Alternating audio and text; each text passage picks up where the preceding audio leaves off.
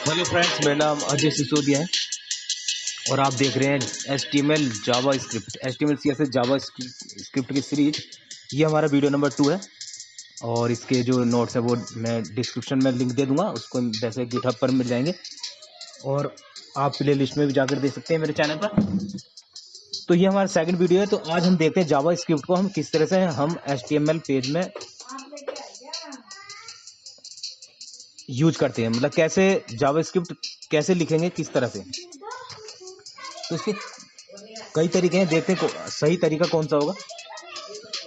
ये हमारे पास tutorial number 2 है।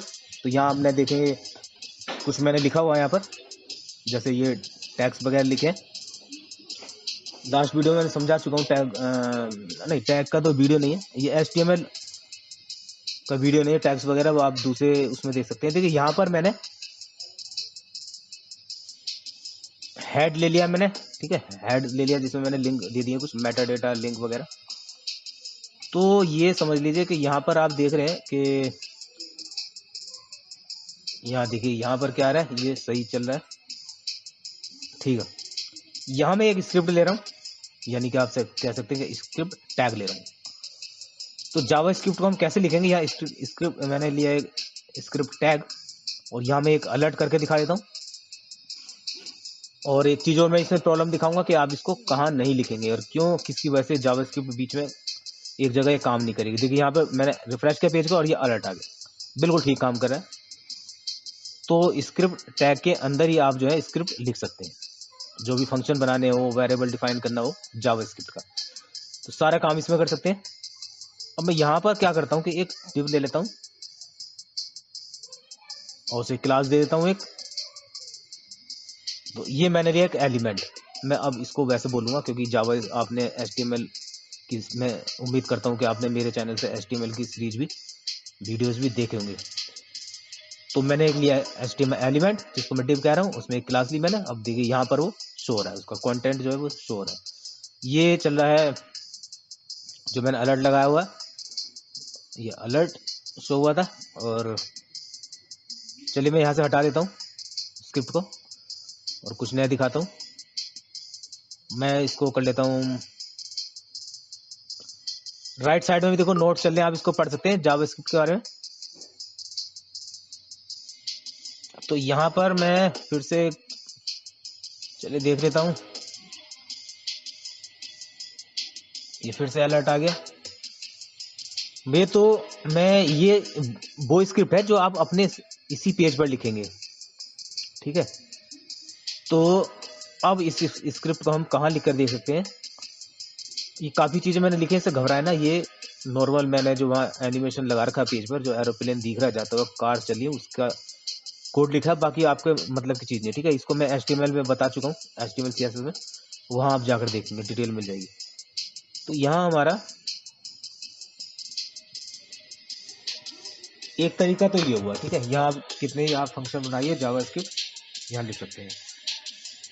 और जावा स्क्रिप्ट में पहले ही बता चुका हूँ कि जावा स्क्रिप्ट करती क्या है ब्राउजर पे। एक तो आप देख रहे हैं कि जिस तरह से मैसेज शो करिए, एक मैसेज आया, अलर्ट आया, तो आप जो HTML के कितने भी यहाँ पर आप टैग्स हो, यानी कि डॉम कह सकते हैं उसको, डॉक्यूमेंट ऑब्जेक्ट मॉडल, अगर आपने पढ़ा होगा तो डॉम में जितने भी एलिमेंट्स हैं, एक स्पेसिफाइड एलिमेंट है कि मुझे ये करना है कि एक स्पेसिफाइड एलिमेंट है, इसकी साइज बढ़ाना है, इसको मैं कलर चेंज करना है, इसको मुझे चाहिए कि ये कुछ एक स्पेसिफाइड इंटरवल के में है, ये क्रिएट हो जाए एलिमेंट।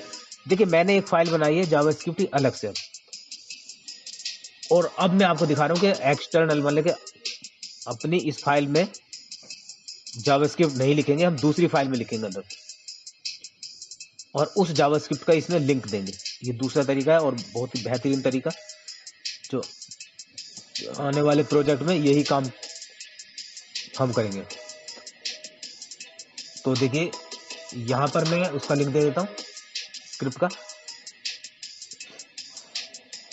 तो देखिए इस तरह के स्क्रिप्ट लिखेंगे, टाइप जरूरत है तो दे सकते हैं, अभी हम प्रैक्टिस में वैसे चल जाएगा इसकी बनाएंगे। SRC में लिंक देंगे, कहाँ, पब्लिक और GS। मैं पब्लिक का फोल्डर में GS रख रहा हूँ और उसमें tutorial_02.js नाम से मैं JS बना रहा हूँ। अब मुझे इस पेज पर स्क्रिप्ट लिखने की जरूरत नहीं है। अब मैं जो अलग फाइल बनाई मैं उसी में JS का काम करूंगा सारा, और यहाँ सिर्फ उसका लिंक दूंगा। अगर आप समझ लीजिए आपके पास जावास्क्रिप्ट में 100 फंक्शन आ जाए, हजारों फंक्शन आ जाए, कितने फंक्शन लिख लीजिए, तो उस फाइल में आपको आसान होगा काम करना। छोटा कोड होना चाहिए, क्लीन होना चाहिए, नीट एंड क्लीन। तो जावास्क्रिप्ट हमारी एक पेज में आ गई, देखो अब ठीक काम कर रहा है। मैंने ये देखते आप, मैं अब यहाँ पर स्क्रिप्ट लिखने की जरूरत नहीं। जब आप .js फाइल बनाते हैं तो वहां पर आपको जो स्क्रिप्ट टैग होता है उसे लगाने की जरूरत नहीं पड़ती, क्योंकि खुद ही वो फाइल .js नाम से है। वो तब लिखते हैं जब आप HTML का टैग होता है, वो जब आप HTML की फाइल में होते हैं तब लिखते हैं।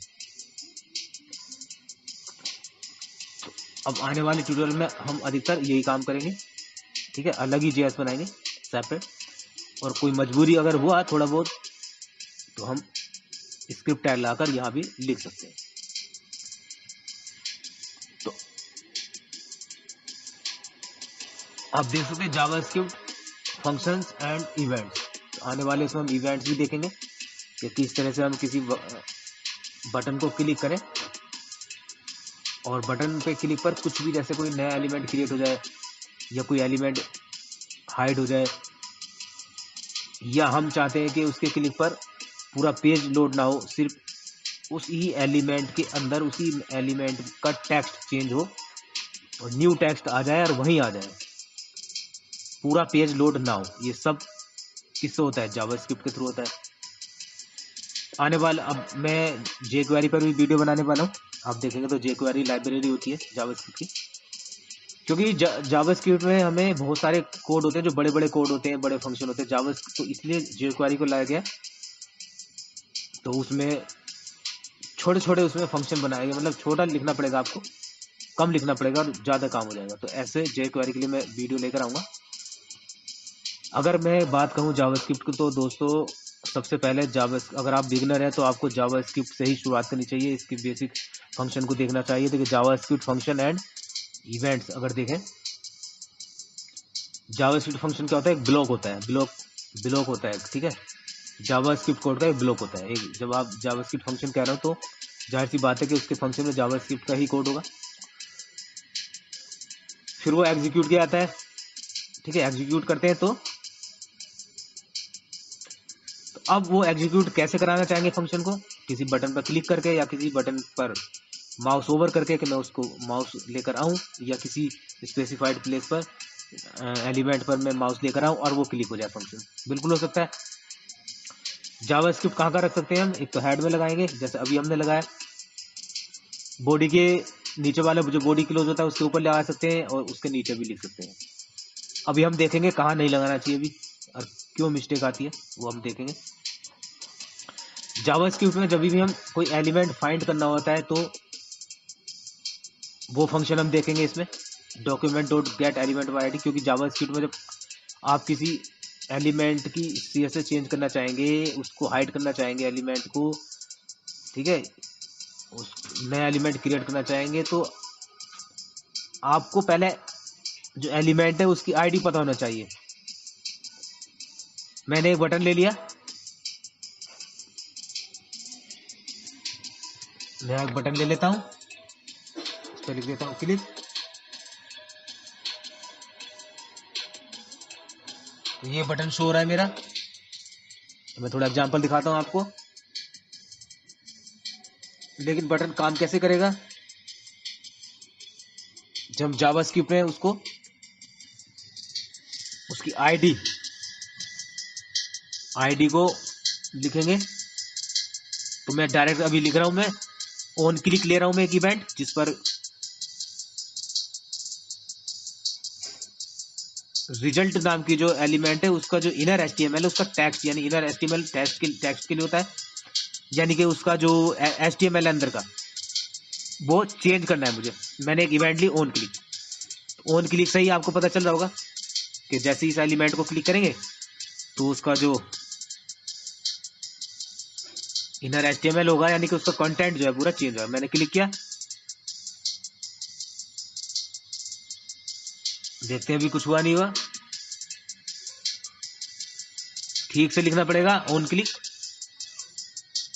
पहले जो बटन टैग है उसी के अंदर लिखना होता है। On click dot gate element by ID, एक फंक्शन होता है गेट एलिमेंट बाय आईडी, जो डॉक्यूमेंट के अंदर सर्च करता है गिवन आईडी को। जो आप आईडी दे रिजल्ट, पहले वो क्या करेगा, वो HTML जो डॉक्यूमेंट है उसमें सर्च करेगा कि उसमें रिजल्ट नाम की आईडी है या नहीं है, और है तो किस एलिमेंट की है। तो ठीक उसी को सर्च करके वहीं ये ऑपरेशन करेगा, मतलब कि वहीं चेंजेस करेगा। तो अभी ये काम क्यों नहीं चल रहा, देखते हैं कहाँ मिस्टेक है। मुझे शायद इसको डबल, ये देखते हुए कोट्स में लिखा है नहीं लिखा है, दोबारा से मैं लिख के देख लेते हैं। एक मिनट, मैं डबल कोट ये लगाया मैंने, और फिर से लिख के देख लेते हैं। यहाँ मैं लिख लेता हूँ चेंज। मैंने एक फंक्शन यहाँ पास करा दिया उनके लिए पर चेंज। तो अब चेंज ऐसे काम नहीं करेगा, आपको एक फंक्शन बनाना पड़ेगा। तो मैं इस फंक्शन को बना लेता हूँ अपने, वही जो मैंने नई जिस फाइल का लिंक यहाँ दिया जावास्क्रिप्ट का, उसी में बना लूंगा। तो मैंने बनाया फंक्शन चेंज।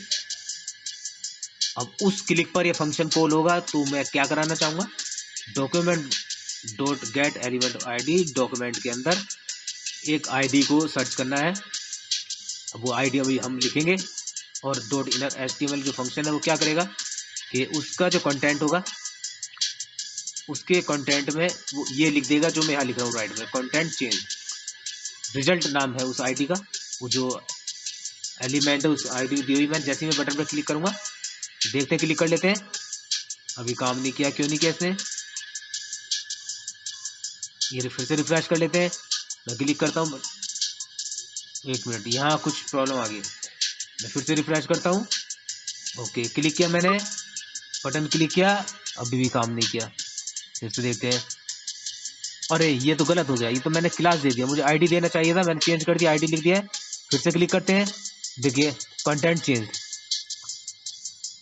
तो पहले हमने क्या किया, क्लास लिखा था, मैं क्लास नहीं लिखना था, आईडी सर्च करता है वो। ठीक है, डॉक्यूमेंट डॉट एलिमेंट व आईडी, हमने आईडी से उस एलिमेंट को सर्च किया और उसके कंटेंट को चेंज कर दिया। नेक्स्ट वीडियो मिलते हैं दोस्तों। सब्सक्राइब लाइक शेयर जरूर कीजिएगा वीडियो अच्छा लगे तो।